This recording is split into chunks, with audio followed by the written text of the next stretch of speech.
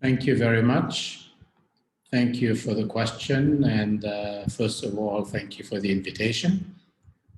In trying to shed some light on the question of UNICEF perspectives on equity-focused monitoring, I'll try very briefly to remind us what monitoring is all about in the first place, what equity-focused monitoring consists of, what it entails, and why it is important.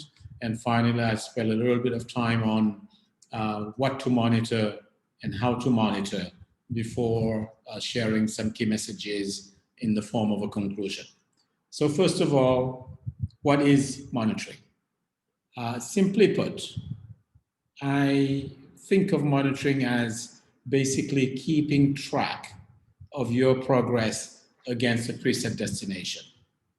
In so doing, you already know what your starting point is. You know what your destination is.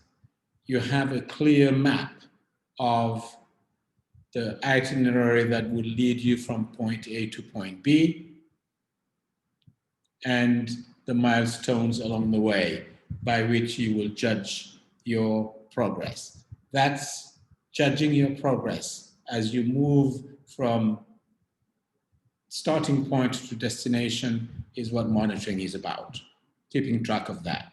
Now, if you take that and you translate it into the development world, I'm going to tell you a little story about a resettlement program on one island, but this time in the Indian Ocean. There had been a natural disaster, some displacement of population, a resettlement program away from those dangerous areas. And in the resettlement program, there came an issue of open air defecation and incidents of diarrhea among young children particularly. So a wash and sanitation project was put in place whose aim was to reduce the incidence of diarrhea among children under 5 by reducing the amount of open air defecation and contamination of food and water in the household. That was the problem. That was the starting point. High incidence of diarrhea because of contamination. Destination is to cut that by a significant percentage. How? Through water and sanitation, particularly in this one, through a latrine construction, latrine provision to households, so that better cleanliness means less contamination, means less diarrhea on children under 5, and eventually less malnutrition. So that project got started, evaluation 3 years down the road, you have an evaluation going on. In the middle of that, you have a high-level visit from the capital city, visiting one of the settlements. In the middle of the day, one of the visitors needs to use a bathroom. So naturally, they go towards one of those small, shiny structures that the project had provided to households, which serve as latrines. He gets close, no smell, great. He opens the door, it looks clean, wonderful. He goes further in, it looks like there's no water, it's dry, maybe hasn't been used in a while. He looks around, and he's surrounded by bags of rice. It turns out in this particular case that the latrine had become a storage facility. Upon further investigation, it turns out that the majority of the latrines in this particular settlement had actually become storage facilities for the rice harvest. So bring that back to monitoring now. They knew the starting point, high incidence of diarrhea. They knew where they wanted to get to. They knew what probably one of the first steps was, provision of latrines, but that's where it stopped. It feels like someone focused mostly on the building of the latrines and didn't focus on the other elements that would make a change of behavior to make sure that transmission transmission is interrupted. So just one example of getting the first level of results, but not the full solution. In other words, not quite monitoring the full range of things that you need to monitor to judge your progress towards your desired situation. Secondly, why is equity-focused monitoring important, and what is it? It is important in the first instance because to set milestones, you're going to set targets. You say, I'm going to reduce incidents by X%. To set those targets, you need to have a very good idea of what your problem definition is, what your starting point is in a particular place. Oftentimes, what we have are national level results. And here I'm going to encourage you to be taking national averages with a great deal of care and a great deal of caution, because national averages have a tendency of hiding a lot of disparity and a lot of inequity. Let's take one example. In a country in your neighborhood, in Brazil. We're talking here about child mortality. The national average in Brazil is that child mortality is relatively moderate. At the highest, it's 17.5 deaths per 1,000 live births. Excellent. Everything's hunky-dory, everything's green, the country's doing really well. Until you break it down to the next geographic level or to the next administrative level. If you look at it by state, you don't have one Brazil, you have three Brazils. You have the green Brazil of São Paulo and Brasilia and the like. You have the red Brazil of the Amazon. And you have the yellow Brazil in between. The red Brazil mortality rates, under 5 mortality rates, can go as high as 238 per 1,000 live births, compared to between 1 and 17.5 in the green zone. So if you're going to look at equity, you're going to look at making changes for those who are left furthest behind, you're going to focus on the red zone and on the yellow zone. But it's not even that simple, because the red zone has a lot of green pockets, meaning 1 to 17. But it has big red pockets as well, meaning potentially as high as 238,000 deaths per 1,000 live births. And the green zones have small red pockets as well. That's where the most vulnerable are. That's where those who are left behind are. And in your programming, that's where you need to focus.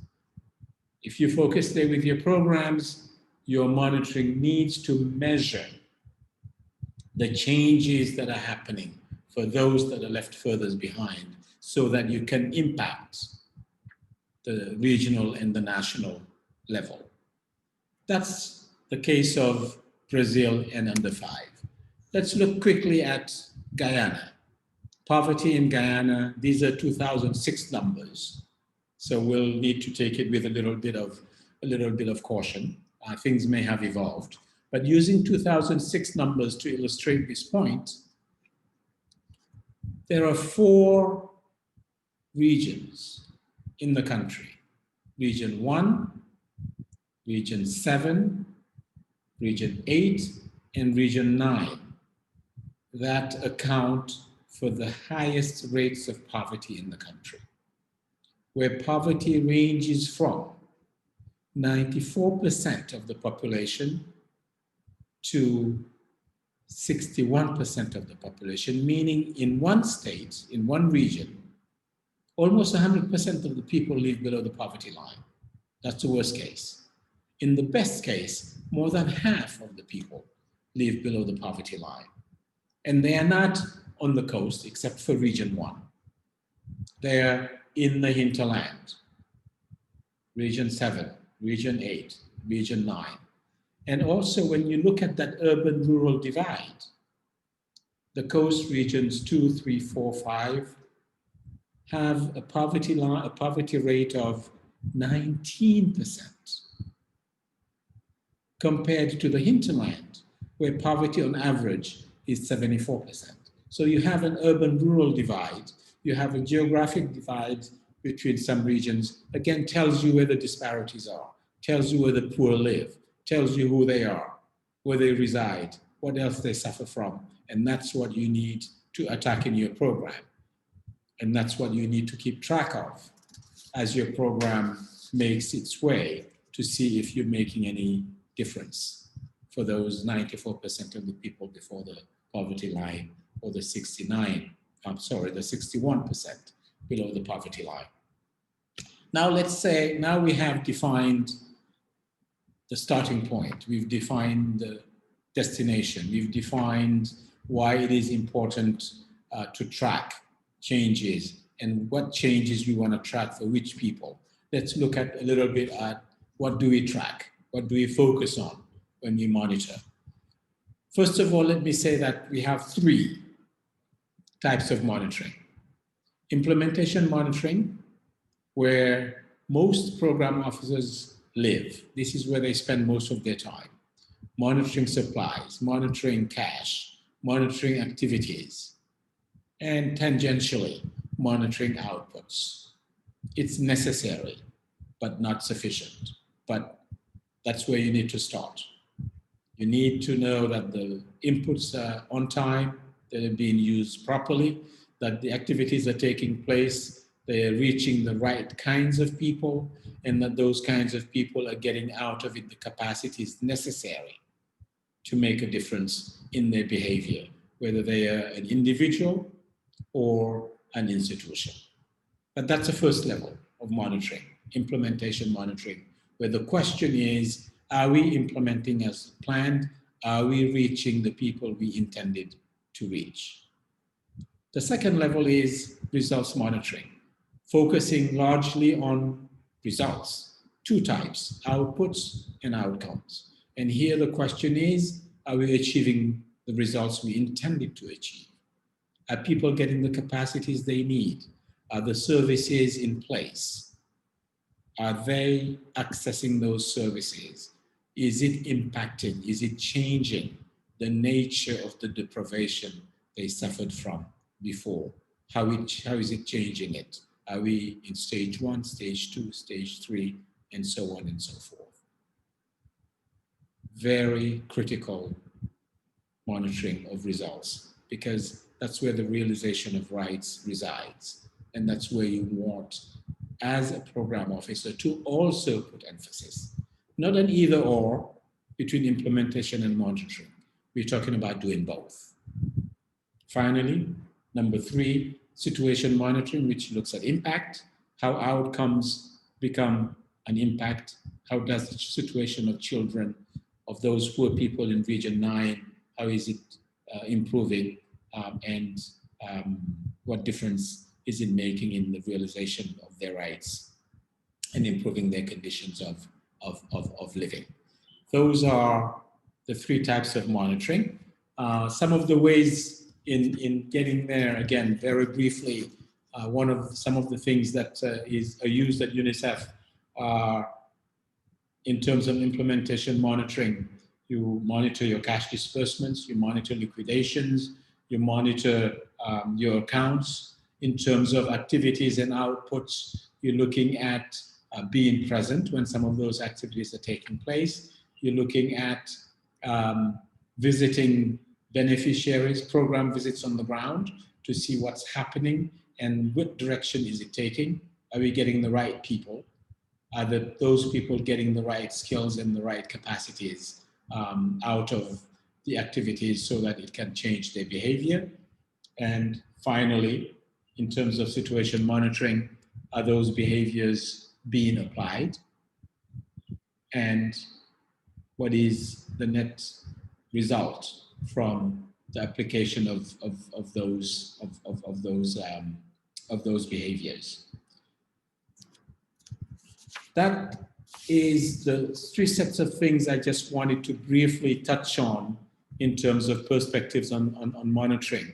Let me conclude by restating 3 main points. Number 1, implementation monitoring is a must, but it's not enough. You should include output result monitoring, which is great. For example, you enact a law, you help fund and set up an institution such as a Children's Commission or an ombudsperson's office. Those are necessary short-term results, but just having them is not enough. Your monitoring must not stop at that first level of activity and output. It must encompass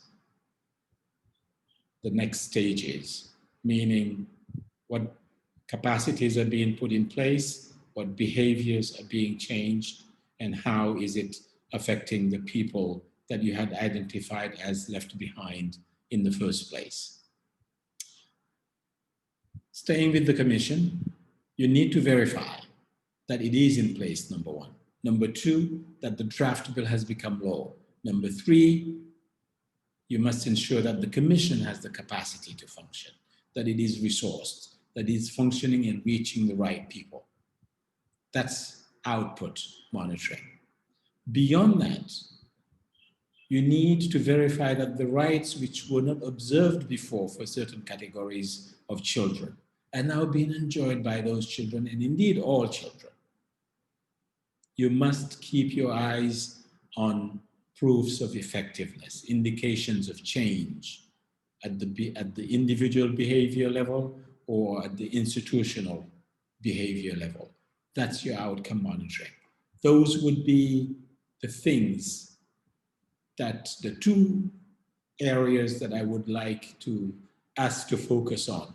So in leaving you, I would say, yes, implementation monitoring, but better, output monitoring and outcome monitoring.